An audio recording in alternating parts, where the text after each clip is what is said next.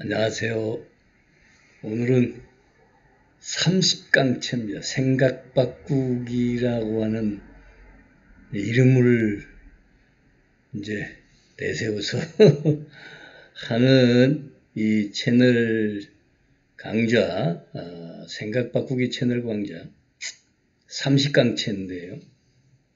매주 하는 거니까 금년 들어서 이제 이게 30번째 주가 되겠네요. 매주 하나씩 한 꼭지씩밖에 안 하니까.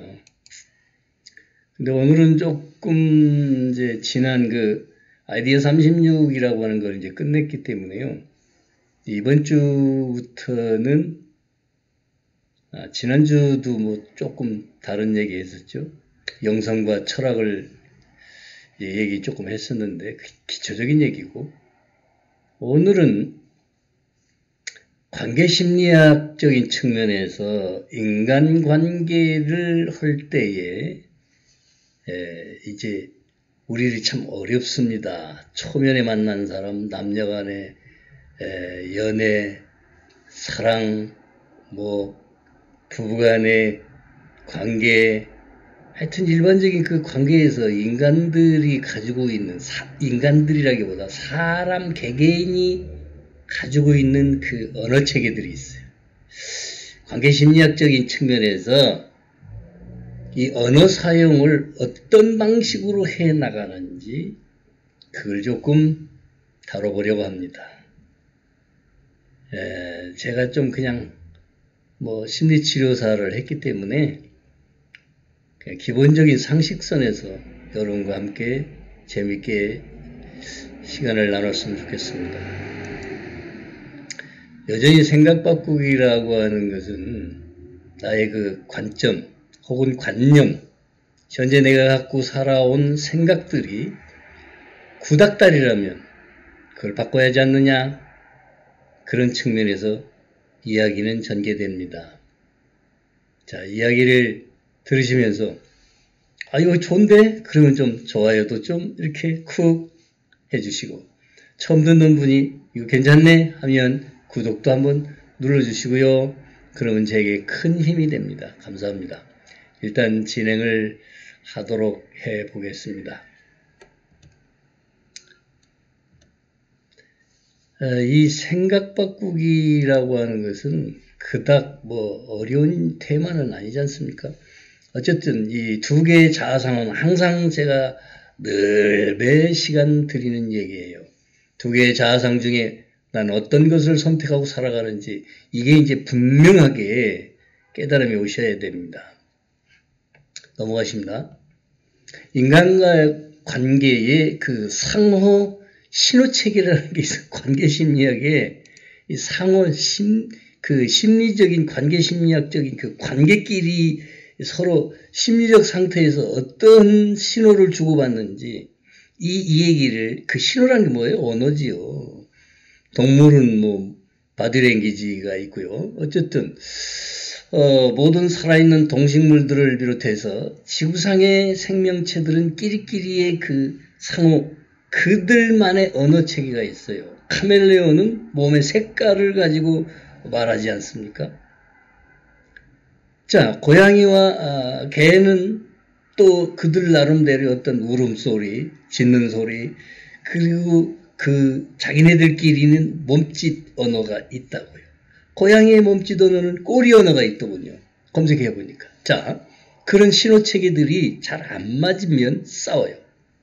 자, 같은 종류의 신호체계는 그걸로 이제 같은 종류, 개와 고양이 예를 들면 저희들만의 그 몸짓 언어가 있어요.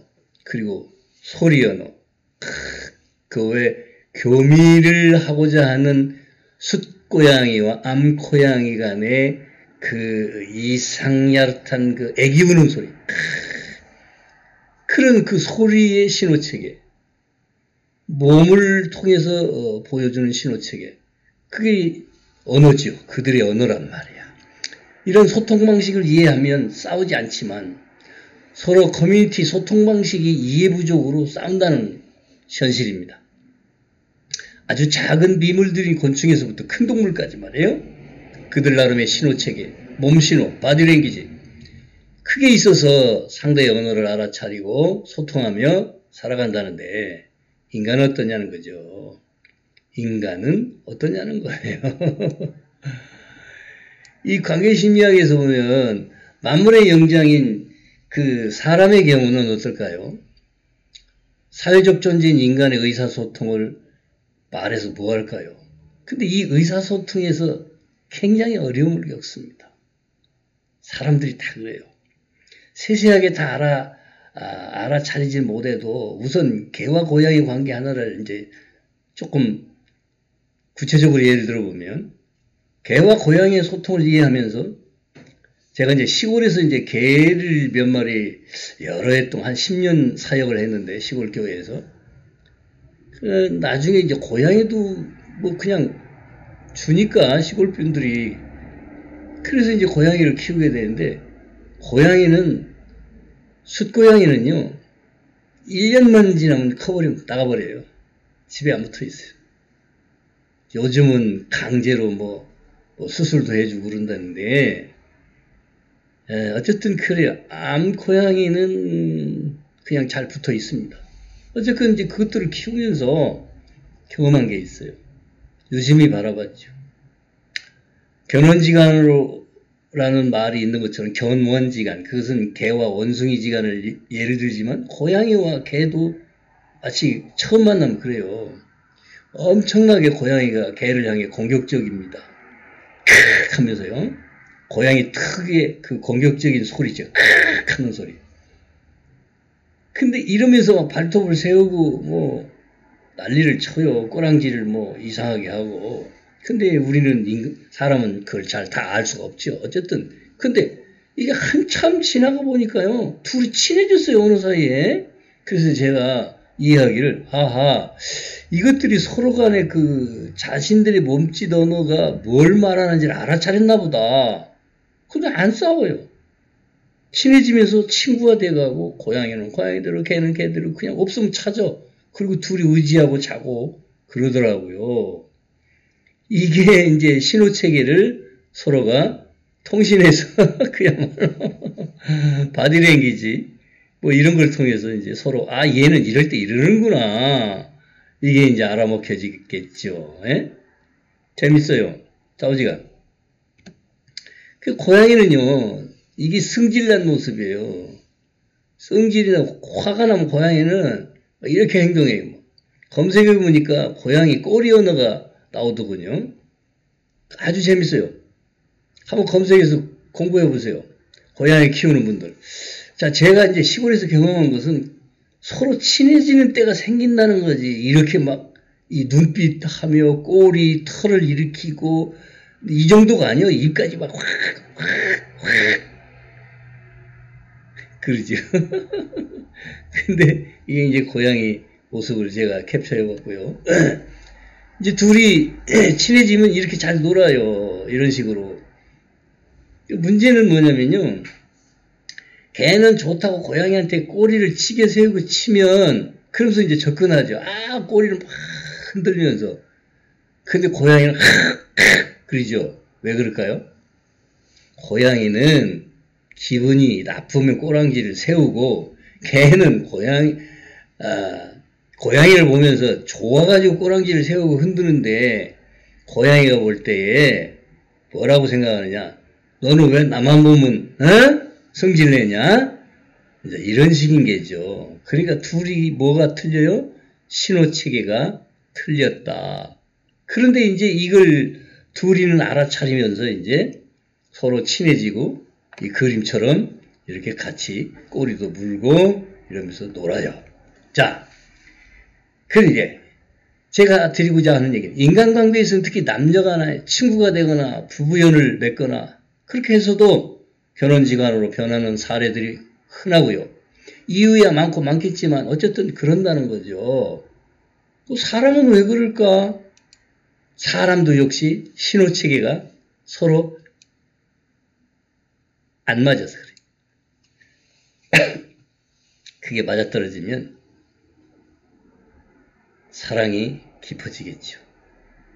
오늘 여러분이 관계심리학적 측면에서 참고가 될 만한 아주 모델 얘기를 조금 해드리려고 그래. 그래서요. 여러분이 처음 만나서 관계심을 형성해 나갈 때에 이성적인 고려 혹은 뭐 삘이 꽂혔다고 해서 감성적인 그 느낌에 좌우되는 사례들이 많지요.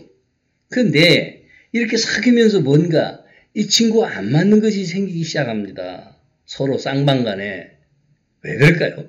자, 특히 남녀간에 특히 신혼 초에 그 애정전선에 문제가 생기는 거, 연애 기간 동안의 사랑관계에서부터 서로 간에 소통이 잘 안 되는 관계심리학적 측면을 알게 되면 만사형통의 커뮤니케이션이 쉬워진다는 겁니다. 그 쉬워질 수 있는 커뮤니케이션을 어떻게 하면 잘 관계를 만들어갈 것인가, 이 기초적인 얘기인데요. 재밌어요. 아주 재밌습니다. 잠깐 관계의 사람을 이해함에 있어서 어떻게 해야 되느냐. 가장 우선순위 그 우선순위 그 프라이오리티가 뭐냐. 상대가 사용하는 오감 언어를 이해해야 합니다. 상대가 사용하는 언어 체계 중에 5가지 감각 유형의 언어 중심으로 간다. 기억도 5가지 감각 유형 따라서 기억을 저장하고 인풋을 합니다. 자, 사람마다 고유한 단어 사용을 해요. 특정적인 단어들을 자주 사용합니다. 그걸 우리는 못 알아차리지요. 그게 뭘까요? 자, 보세요. 무엇 때문에 그러는지 확실히는 모르겠는데 잘 안 맞아서 이럴 때 진짜 이상해. 나하고 안 맞아. 근데 이런 소리들 하잖아요. 그럼 그만 찢어지자. 막 이런 식으로까지 갈라서자. 뭐 이런 거지. 이건 물론 사랑이란 게 뭐냐면요. 조건 없는 게 사랑입니다. 진짜 사랑은 아무 조건 없어요. 상대의 말에, 언어에, 감정에 상관없어요. 무조건. 그래서 무조건이야. 그 박상철 씨의 그 노래가 있잖아요. 아주 참 그 단순한 내용이지만 노래가 가사 내용이 사랑엔 최고란 얘기지. 무조건입니다. 하나님의 사랑도 조건이 없습니다. 아가페의 사랑이 조건 없는 사랑입니다. 어쨌건 그만 찢어지지 않은 지경까지 오기 전에 우리가 이것을 먼저 좀 알아차리면 좋겠다는 얘기입니다. 그래도 뭐가 맞아야지요. 뭘 겉궁합 속궁합 다 맞아 막 이런 식으로 막 난 이게 뭔 말인지도 잘 몰라요. 조금 알지요. 자, 헤어지는 것이 상책이라고 등을 돌리기 전 제 이야기를 잠깐 참 심도 있게 들어보시면 재미있는 얘기가 됩니다. 진짜 잠깐요. 예? 생각해 보십시다. 지금 위기에 처한 가정이 있다든지 부부가 계시다면 혹은 친구간이 있다면 제 얘기를 귀를 기울여 보세요. 사람은 각자가 타고난 고유의 감각체계가 있다고 앞에 얘기했죠. 그게 오감체계. 그 오감체계가 뭐죠? 오감. 시, 청, 각. 각은 뭐예요? 시청각 그러잖아. 시청각인데 시는 보는 거. 시각, 청각. 그 다음에 피부감각 뭐 이런 거. 미각, 후각 이렇게요. 자, 근데 이게 우리 인간이 갖고 살아가는 감각인데 어떤 사람은 시각이 발달돼 있어요. 어떤 분은 청각, 어떤 분은 후각, 어떤 분은 미각, 어떤 분은 촉각. 다 그 중심 체계가 있어요. 그러니까 예를 들어서 저는 이제 피부 감각형이에요. 사람마다 다 고유하게 중심이 있어요. 중심. 다 고루고루 오감을 사용하지만 시를 쓰더라도요. 오감 언어를 적절하게 구사할 때에 시가 아주 맛있는 시가 돼요. 이렇게 맛있는 시가 되면 이게 뭐예요? 미각 언어입니다. 어쨌든 피부 접촉형은 육감이 발달되어 있는 분이 많습니다. 피부 접촉형. 그래서 이분들은요. 악수할 때 손 악력이 큽니다. 악력이 세요. 어떤 분은 악수해보면 손만 살짝 누가 잡을까봐 그러는지 쉬다 그냥 이렇게 끄트머리만 살짝 대고 마는 사람이 있어요. 이런 분은 거의 대개 시각형일 수가 많습니다. 어쨌든 저는 누구랑 이렇게 관계를 할 때에 처음 만나는 분도 이러한 오감 언어를 어떻게 사용하는지를 가만히 이제 보는 하면은 이건 뭐 시각이죠. 그렇게 제가 이제 청취를 합니다. 그러면 이 청취란 말은 뭐예요? 청각 언어죠. 어떻든지요. 인간은 누구나 정서지향적이지만 고유의 감각 중심의 기억을 저장하고 그 기억에 정서적인 반응을 하면서 삽니다. 한 사람의 언어 스타일까지 감각지향적, 특히 남녀간이든 개인 소통을 하든 집단 소통을 하든 그 소통의 문제가 개인들의 고유의 감각체계 때문에 어려움을 겪는다는 거죠. 이건 아마 인정하실 거예요. 가만히 생각해 보세요. 항상 참조적인 그 사례 중에 시각형과 촉각형의 만남이 가장 문제형이 되기가 아주 십상해요. 재밌는 사례를 얘기를 해드릴까요? 그 왜 그럴까요? 하여튼 시각형과 감각 유형이 다른 이 촉각형이 만났을 때 왜 그럴까요? 아시는 분은 물론 또 아실 거예요. 저같이 이런 전문적인 조금 상식을 갖고 계신 분들은 너무 잘 아실 거고. 자, 이런 커플이 딱 결혼지간이 되기 쉬운 사례예요. 어떤 그 유형이요? 시각형의 사람과 촉각형의 사람이 만나면 결혼지간. 서로 원수져요. 그것도 이제 개와 고양이처럼 오랜 시간 이제 보내다 보면 조금씩 다 맞춰가기도 하고요. 근데 그걸 맞추면서 사는 게 배움이에요. 그게 배움이라고. 자, 근데 특히 이제 전철 같은 데서 복잡한 공간에서 자주 발생하는 이 성추행 사례 같은 거. 그게 옛날에 그냥 보통 지나갔는데 요즘은 그게 큰일 나거든. 어쨌든 남녀를 불문하고요. 이 사람들은 거의 다 피부 접촉형의 사람이고 그런 행동은 전혀 의도하지 않은 무의식적 행동, 이상행동이요. 그런 사례들이 속합니다. 그런데 이게 반복되면 이제 패턴화가 일어나서 전철만 들어가면 손이 가만히 있지 못하지. 어쨌든 언어 형태를 잠시 살펴보죠. 촉각형이 왜 그럴까요? 무의식적으로 그냥 손이 예쁜 것은 전부 다 만져보고 싶어요. 그러니까 디지털 기계를 사러 가서도 만져봐야 돼, 이분들은. 근데 시각형의 사람은 어떤 줄 아세요? 분위기 찾아요. 분위기. 부부간에도 분위기를 찾아요. 예? 와인 한 잔을 마시더라도 촛불 켜고 마셔야 돼, 시각형은. 근데 이 촉각형의 사람, 피부 접촉형은 어떤가? 그냥 대시하지. 그냥 대시해요. 피부를 문대야 되니까. 서로 접촉을 해야만 속이 시원한 사람이니까.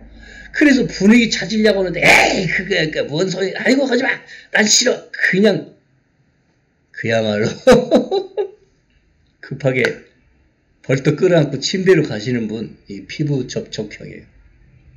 K형이라고 그럽니다. 케네스테틱. 어쨌든지 이런 얘기는 제가 일반적으로도 많이 만났을 때마다 했던 얘기들인데요. 자, 언어 형태를 잠시 한번 살펴보십시다. 사례 1. 보기 좋은 떡이 맛도 좋아. 이건 두 가지 감각 유형을 표현했어요. 보기 좋다, 시각. 맛도 좋아. 이것은 미각이죠. 보기 좋은 떡이 맛도 좋아. 에이, 모냥 떨어지게. 모냥 떨어지게. 이런 말 자주 하죠. 어떤 분들은. 이분들이 바로 시각형의 감각 유형을 가지고 사는 분의 언어 형태입니다. 사례 두 번째. 무슨 얘기 하다가 지루하면 듣기 싫어. 아이 그만해. 제 주변에 어떤 분이 그래요. 듣기 싫어. 그만해. 길고 지루한 얘기를 전혀 듣고 싶어 하지 않아요. 이런 분은 상담 못합니다. 상담사가 될 자격이 없습니다. 왜냐? 청각형이어야 되거든요. 남의 얘기를 들어줄 줄 알아야 되거든. 근데 듣기 싫어해요. 긴 얘기 생략하고 싶어해요. 그래서 말이 짧아요. 자, 이런 듣기 싫어 하는 말은 청각 언어. 자, 사례 세 번째. 어디를 가면 꼭 코부터 벌름거리는 거죠. 코는 저는 안 움직여지네. 코를 벌름거려요. 냄새 좋고. 아유, 뭔 냄새야. 이 냄새부터 맡는 분은 어떤 지각 스타일일까요? 후각 스타일. 향수를 뿌리고 다니십니다. 이런 분은 몸에 향을 잔뜩 바르고 다녀요. 몸에서 좋은 냄새가 나지 않으면 싫어해요. 그렇게 사람들은 각자가 자기 자신마다 고유의 감각 유형을 따라서 언어를 사용하고 행동을 하게 된다. 그 말씀을 드리면서요. 자, 사례 네 번째 얘기입니다. 사례 네 번째 얘기 중에 살맛이 안 난다. 살맛이 안 나. 죽을 맛이다. 이게 뭐예요? 알아차리셨겠지. 미각 언어예요. 미각 언어.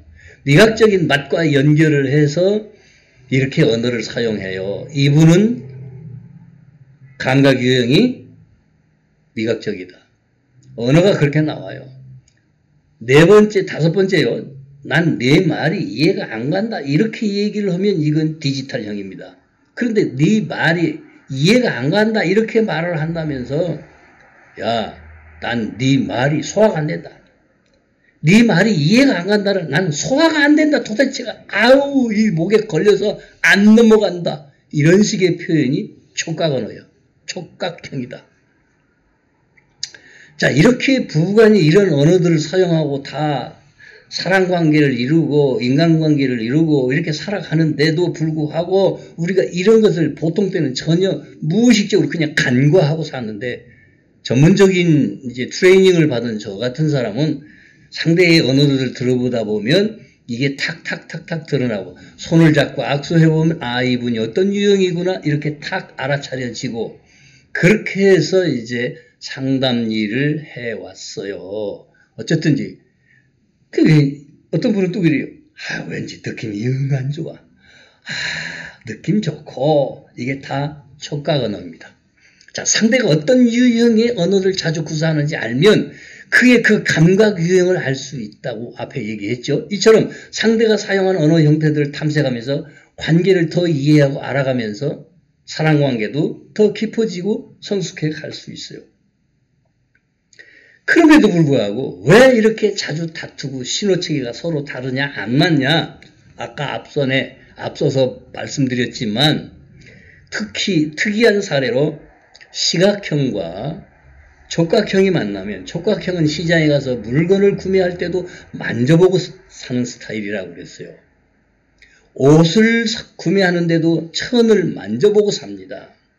심지어는 디지털 기계를 사는데도 만져봐야 속이 시원한 사람이야. 시각적인 분은요, 비주얼형이라 그냥 예쁘면 돼. 무조건 예뻐. 컬러풀합니다. 모든 것은 다 보는 것으로 끝이야. 그래서 멋있는 핸섬한 남자. 아주 예쁘게 생긴 얼굴 예쁘고 스타일 좋고 참 이렇게 겉모습이 예뻐야 무조건 자기 파트너로 만나고 싶어 하죠. 자, 이렇게 사람은 자기 감각 유형을 따라 행동하고 기억도 저장하고 그렇게 살아요. 청각 유형의 분은요. 전화 목소리만 듣고도 기억을 기가 막히게 해냅니다. 전화 목소리 한두 번 들으면 잊어버리질 않아요. 그분이 이 사람 누구지? 이렇게 딱 알아차려요. 자, 시각형의 사람은요. 그 사람의 얼굴 유형을 한 번 보면 딱 안 잊어버립니다. 오래 기억합니다. 이런 식으로 미각적인 분은 음식점을 하셔야 되고 어쨌든지요. 예? 이 청각형의 사람은 노래를 잘합니다. 이야기를 좋아합니다. 그런데 아주 얘기를 길게 하는 것 저놈의 잔소리 또 하네. 이러는 분들요. 부부간에도 그놈의 잔소리 듣기 싫어. 이분은 이제 안 맞는 거야 서로. 그러니까 왜 상대가 얘기를 좋아하고 얘기를 좋아하는 사람 또 들어주기도 좋아해요. 왜? 청각 스타일이니까. 근데 이 감각을 고루고루 잘 발달시켜서 사용하는 분들은 굉장히 의식 상태가 좀 고양된, 높아진, 상승한 분들이야. 이러한 감각 유형이 딱 한 가지만으로 막 고정되어 있는 분들 생각을 하셔야 돼요. 그래서 이제 상대를 이해할 때 그분의 언어를 이해해보자. 인간의 신호체계는 언어니까요. 물론 바디랭귀지 인간도 해요. 하지만 언어 중심이다. 어쨌든 이러한 복잡한 감각 체계를 잘 이해를 하시고 나면 커뮤니케이션은 원활하게 될 수 있다. 자, 그래서 인생의 여정은 멀고 멉니다. 그래서 오감을 넘어 육감을 넘어서 신성의 세계로부터 오는 신성 언어에 이르기까지 그래요. 신성의 언어, 이걸 알아듣는다는 거, 신의 음성을 듣는다는 거, 이거 가능해요. 제가 조금 되는 사람이고요. 조금 되는 사람, 조금에. 예? 자, 여기까지 시청하시고 좋아요와 구독을 누르시면 저에게 큰 힘이 되겠는데요. 자, 오늘 이 얘기는 뭐 간단한 이야기였지만 이게 굉장히 인생사에서 중요한 부분이고요. 지금부터, 아니 오늘부터라도 이 강좌를 들으신 분들은 정말 신경을 좀 곤두세우시고 나와 짝을 이루고 있는 파트너가 혹은 부부가 혹은 애인이 사랑하는 사람들이 인간관계를 하는 사람들이 정말 감성 언어를 잘 쓰는지 뭔지 아주 그 감각 언어에서 우리가 좀 신경을 쓰시면 그리고요 인간은 이런 언어 체계에 의해서 문화 콘텐츠에 의해서 아울러 조금 제가 팁을 더 드린다면 문화 콘텐츠 영화, 소설, 이야기 모든 그런 문화 콘텐츠는 이야기로 구성되어 있죠. 거기에 최면 언어가 들어갑니다. 얼마나? 5%.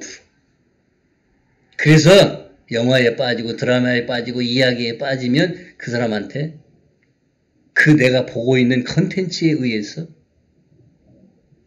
최면 걸려요. 오늘 여기까지 말씀드리겠습니다. 이게 무의식의 세계에서 일어나는 얘기거든요. 좋아요, 구독 꼭 오늘은 특별히 여러 차례 부탁을 드립니다. 감사합니다. 여기까지 말씀 올렸습니다.